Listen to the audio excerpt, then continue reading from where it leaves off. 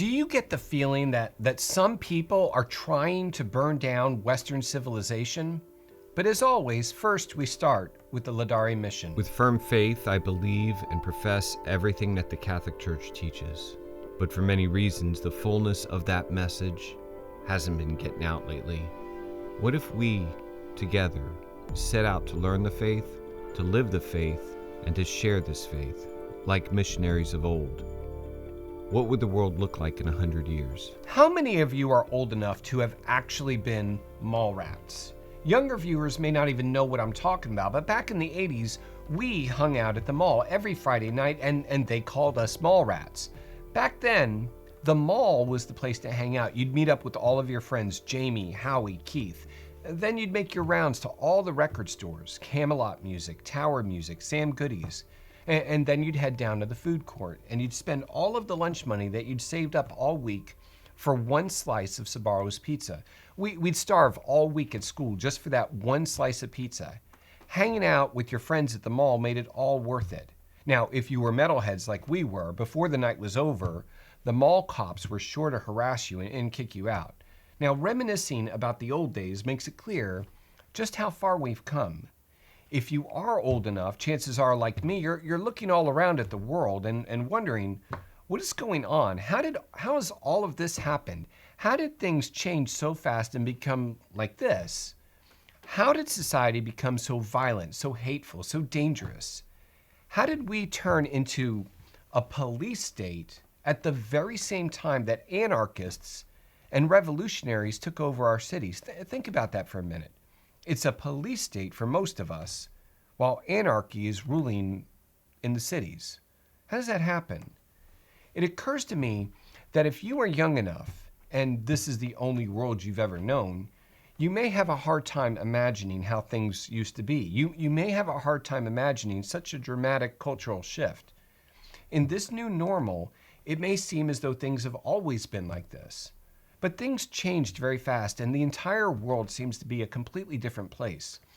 But just how much we've actually changed becomes so clear now when you drive past the mall, or what used to be the mall. What used to be the place to hang out and was generally considered a safe place, today has become probably the most dangerous place here in Nashville.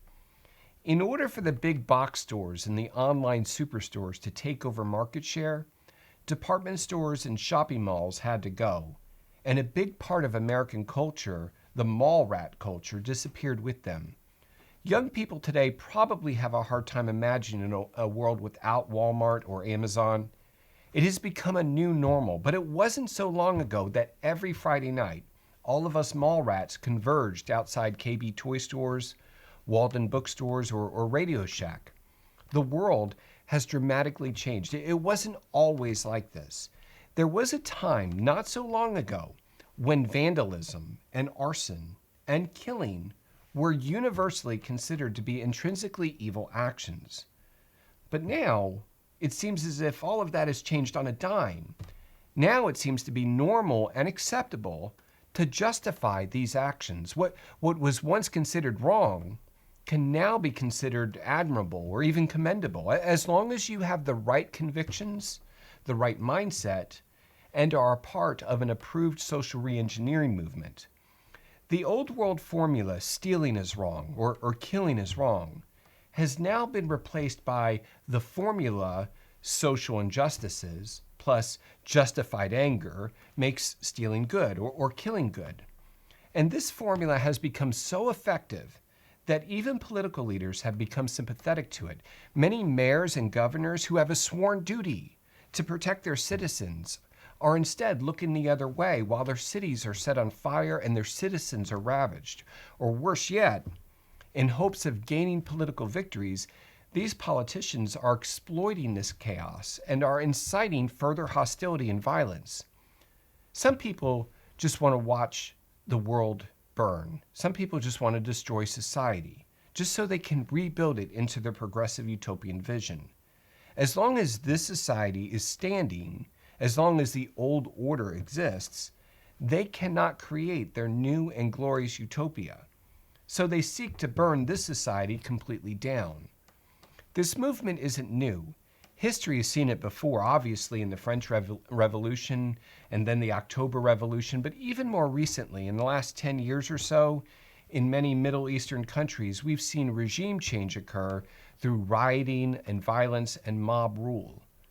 If you are young enough, it might be easy to assume that things have always been like this, that morality was always relative, that people were always hateful, that civil liberties were always just cliches, that violence was always a valid political mechanism, that we are progressing past the superstitions of the past.